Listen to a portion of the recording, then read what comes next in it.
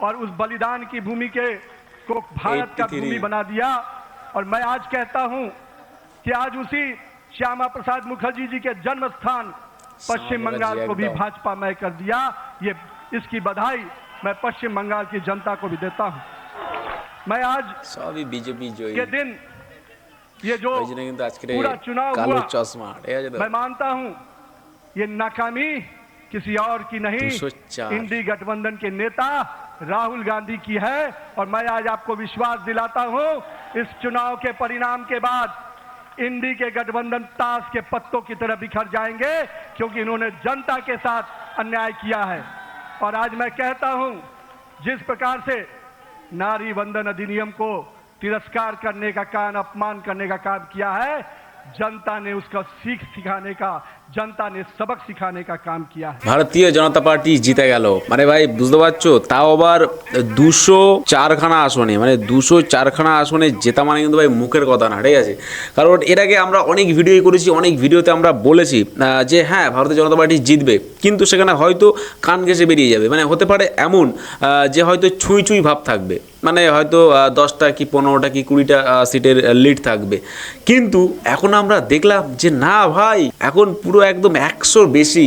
মমতা ব্যানার্জি বলেছিল 226টা সিট পাবে, ঠিক আছে। আপনারা সবাই জানি মমতা ব্যানার্জি বলেছিল 226টা সিট পেয়ে সে সরকার গঠন করবে, ঠিক আছে। তো সেই জন্য আজ আমি কিন্তু চশমা পরে ভিডিও করছি, ঠিক আছে। তো যাই হোক, চশমাটা খুলেই রাখি। অ্যাকচুয়ালি এটার মানে হলো এটাই যে হ্যাঁ জনতার কথা বা হচ্ছে জনতা যেটা চেয়েছে ভাই সেটাই কিন্তু হয়েছে। আজকে বাংলার জনতা তারা মন খুলে ভোট দিয়েছে, তারা মন খুলে ভোট দিয়েছে এবং তারা তাদের প্রাণ খুলে প্রার্থীকে পছন্দ করেছে এবং তাকে ভোট দিয়েছে, যেটা আমরা দেখতে পেলাম ভাই। 204টে সিট, ঠিক আছে। আমি বুঝতে পারছো আজকে টিএমসি ভাই 100 সিটও মানে পেলো না, মানে 100 সিট পেলো না, মানে এটা আমি ভাবছি মানে লজ্জার বিষয়। মানে এত কিছু করে বাংলার জন্যে, এত উন্নতি, এত কিছু লক্ষ্মীর ভাণ্ডার, এত কিছু করার পরেও টিএমসি 100 টপকাতে পারলো না, মানে 100 সিট হলো না। এটা কেমন আমি বুঝলাম না, মানে কেমন ধরনের রাজনীতি হয়ে গেল, ঠিক আছে। মাননীয় মুখ্যমন্ত্রী মানে আমাদের এক্স মুখ্যমন্ত্রী কি বলছে, চলুন আমরা দেখবো সেই ভিডিওটি। সবাইকে নমস্কার জানিয়ে বলছি, প্লিজ দয়া করে কেউ কাউন্টিং এজেন্টরা এবং প্রার্থী ক্যান্ডিডেটরা তারা ভোটিং এলাকা ছেড়ে আসবেন না। স্ট্রং রুমে যেখানে কাউন্টিং হচ্ছে মানে সেন্টারে, সেখান ছেড়ে কেউ আসবেন না। এটা বিজেপির প্ল্যান। প্রথম 2-3 রাউন্ডে আমি কালকে থেকেই বলছি যে ওদেরগুলো আগে দেখাবে, আমাদেরগুলো পরে দেখাবে। এবং অনেক জায়গায় 2-3 রাউন্ড কাউন্টিং করার পরে প্রায় 100টা জায়গায় কাউন্টিং বন্ধ করে রেখে দিয়েছে। এবং কল্যাণীতে ধরা পড়েছে 7টা মেশিন যেখানে কোনো মিল নেই। এটা টোটাল পুলিশ সেন্ট্রাল ফোর্সকে দিয়ে চারিদিকে তৃণমূল এখনো মিথ্যে ছড়াচ্ছে, অফিস ভাঙছে, জোর করে দখল করছে। এসআইআর নামে আপনারা দেখেছেন মিথ্যে কথা সব, যাতে যে সিটগুলো জিততে পারে। কিন্তু এখনো এমন 70টা সিট আছে, 100টা সিট আছে যেগুলো আমরা এগিয়ে আছি, সেগুলো বলছে না। টোটালটাই মিথ্যে নিউজ খাওয়াচ্ছে। আগে ডিআইসিও এই খবরগুলো দিত, কিন্তু তাকে কালকে চেঞ্জ করে দেওয়া হয়েছে।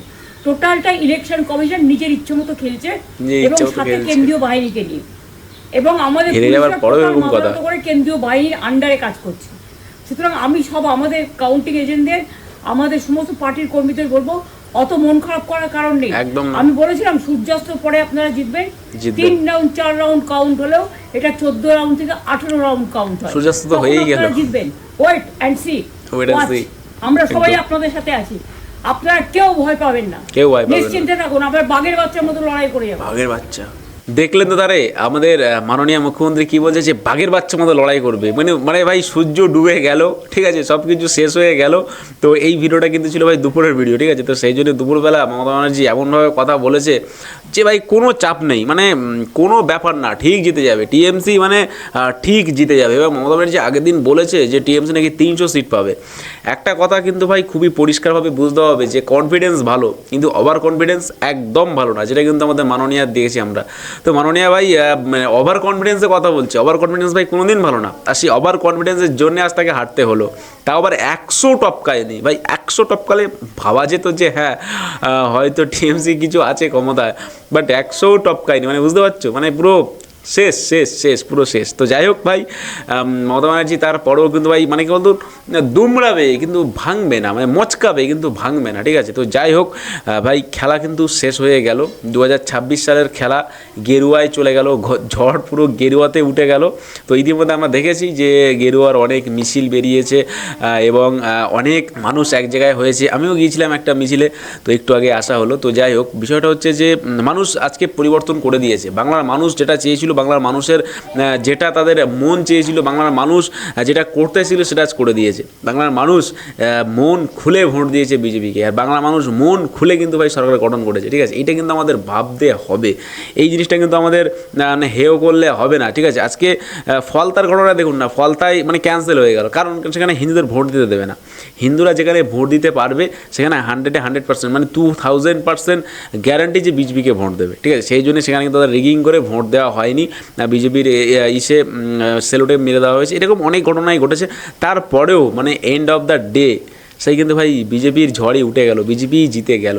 তো একটা কথা আমি বলবো যে 2021 সালে যারা নির্যাতন করেছে বা 2021 সালে যারা মারদাঙ্গা করেছে তারা এখন কি করবে সেটা আমি জানি না। হয়তো তারা ঘর ছেড়ে পালিয়ে যাবে, কারণ তারা যে কাজটা করেছে সেটার জন্য তাদের তো ভাই মানতে হবে, মানে তাদেরকে তো অন্যায় এটাকে তো ভাই মানে মানতে হবে যে হ্যাঁ তারা অন্যায় করেছে, ঠিক আছে। তো একটা কথা বলবো, বিজেপি যারা জিতেছে তাদেরকে বলবো যে আপনারা ভাই অন্যায় করবেন না, কারণ সবাই তো সমান না, ঠিক আছে। তো সেটা হচ্ছে ভুল যারা করে তাদেরকে ক্ষমা করতে হয়। আর কথা হচ্ছে এটাই যে সেলিব্রেশন ভাই প্রচুর হচ্ছে এবং কালকের থেকে বা কালকের পরের থেকে সেলিব্রেশন আরও বেশি হবে, ঠিক আছে। কারণ এটা একটা বড় জয়, মানে মহান জয়, যাকে বলা যায় যে বাংলার মতো জায়গায় 200-র বেশি লিড দেওয়া ভাই অতটা ইজি না, মানে এটা ঐতিহাসিক জয়, যাকে বলা যায় ঐতিহাসিক জয়।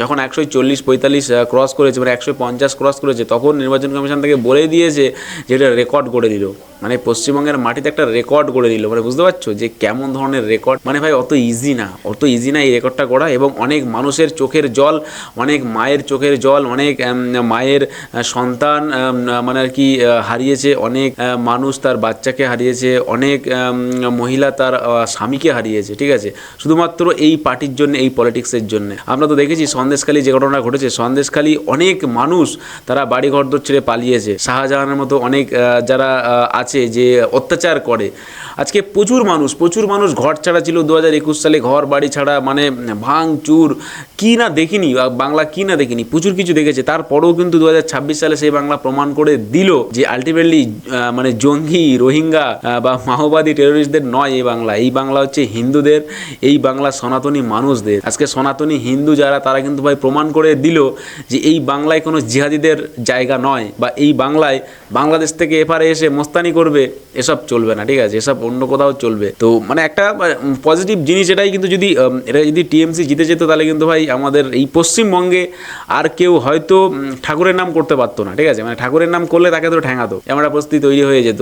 কিন্তু সেটা হয়নি ভাই, মানুষ যেটা ভেবেছিল সেটাই হয়েছে, কিন্তু মানে চাওয়ার থেকে বেশি হয়েছে। মানুষ যেটা চেয়েছিল, বলছিল যে 160-65 কি 170-এ গিয়ে লিড হবে, কিন্তু সেখানে ভাই 200 পার হয়ে গেছে, মানে 200 পার হয়ে গেছে। মানে যত লোক ভোট দিতে গেছে, মানে বুঝতে হবে যত মানুষ লাইনে দাঁড়িয়েছে সবাই ভোট দিয়েছে বিজেপিকে, মানে টিএমসিকে কেউ ভোট দেয়নি। মানে ভাই বুঝতে হবে যে হাজার হাজার মানুষ লাইনে দাঁড়িয়েছে, তার মধ্যে হয়তো সবাই ভাবছে যে কেউ টিএমসিকে ভোট দেবে, কেউ বিজেপিকে ভোট দেবে, কিন্তু এখন আমরা বুঝতে পারলাম যে সবাই ভোট দিয়েছে বিজেপিকে, টিএমসিকে কেউ ভোট দেয়নি। যদি ভোট দিত তাহলে হয়তো আজকে রেজাল্টটা অন্য কিছু হয়ে যেত, বা রেজাল্টটা এখন রেসারেসি ভাব চলে আসতো, ঠিক আছে। যারা আগে মারদাঙ্গা করেছে বা যারা ভয় দেখিয়েছে, এমনকি ভোটের আগে বাড়িতে গিয়ে শাসানো হয়েছে যে ভোট কিন্তু এই পার্টিকে দিতে হবে, ভোট টিএমসিকে না দিলে খবর আছে।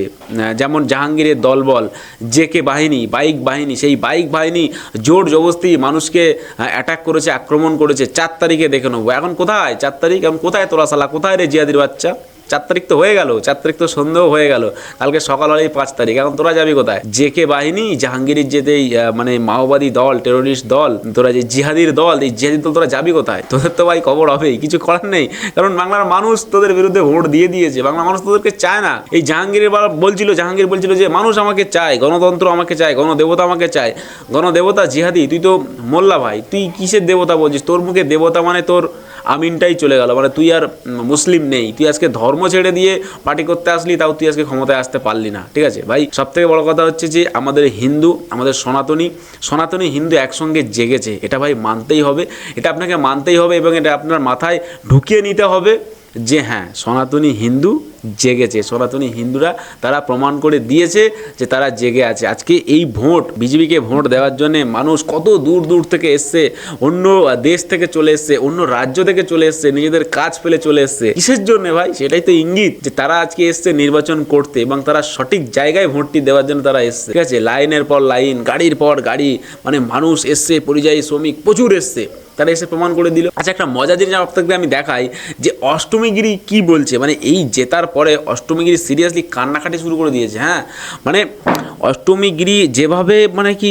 টিএমসিকে সাপোর্ট করেছিল, সে এখন রীতিমতো কাঁদছে কিছুর জন্য, কারণ সে জানে, আর সে তো বাড়ি ছাড়া, মানে সে এখন বাড়িতেই নেই, মানে নন্দীগ্রামে নেই। ঠিক আছে, যে নন্দীগ্রামে মা বোনদের উপরে প্রচুর হুমকি দিয়েছিল, মানে কি বলেছে লক্ষ্মীর ভাণ্ডার কেড়ে নেবে, এই সেই করবে, সে এখন নিজেই বাড়ি ছাড়া, সে বাড়ি ছেড়ে অন্য কোথাও চলে গেছে, সেখান থেকে ভিডিও করে বলছে যে আমি তো এখন বাড়ি ছাড়া, আমি বাড়িতে ঠিক যাবো, তোমাদের যে যার ইচ্ছে তোমরা আমাকে মেরে নিও। একথা আমি বলছি না, একথা অষ্টমীগিরি বলছে। চলো আমি দেখাচ্ছি সেই ভিডিও।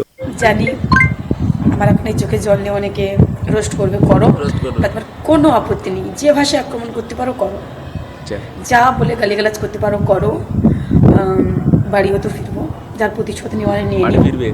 তো কারোর বোন, অ্যাকচুয়ালি বোন নয়, সরি ভুল বললাম, তোমার যে নোংরা ভাষায় ডাকো আমাকে, সেই সম্পর্কে থেকেই একটা রিকোয়েস্ট করবো কি জানো, আমাদের মুখ্যমন্ত্রীকে প্লিজ গালিগালাজ করে বা ওখানে এডিট করাটা ছেড়ে দাও প্লিজ, এটা কর্মী হিসেবে আমি অনুরোধ করি। আরেকটা কথা, আশা করি এবার সবাই মনের আশা পূরণ হবে, হিন্দু রাষ্ট্র নিশ্চয়ই হবে। আর ভুল হয়ে গেছে, ভুল বাস্তবে দিয়ে গেছে, পারলে আমায় ক্ষমা করো। ডবল চাকরি হবে, ডবল শিল্প হবে, এসএসসি টেট সবই চাকরি পাবে, তাই তো? আর আমার লক্ষ্মী ভাণ্ডার মায়েরা শুধু আবারও বলছি, প্লিজ আমাদের নেত্রীকে গালিগালাজ করো না। চুটি চেটে শেষ হয়ে গেছে, এখনো পর্যন্ত চাটছে, হেরে যাওয়ার পরেও চাটছে। তাহলে ভিডিও দেখে তোমরা কি বুঝলে যে এই জিহাদিগিরি মানে অষ্টমীগিরি ভাই বাড়ি ছাড়া, মানে যে কিনা মানে হিন্দুদেরকে নিয়ে, সনাতনীদেরকে নিয়ে বাজে কথা সবসময়, মানে হিন্দুদের দেবদেবীকে নিয়ে বাজে কথা বলে, হিন্দুদের শ্রীরামকে নিয়ে বাজে কথা বলে, মা কালীকে নিয়ে, মহাদেবকে নিয়ে, শ্রীকৃষ্ণকে নিয়ে বাজে কথা বলে।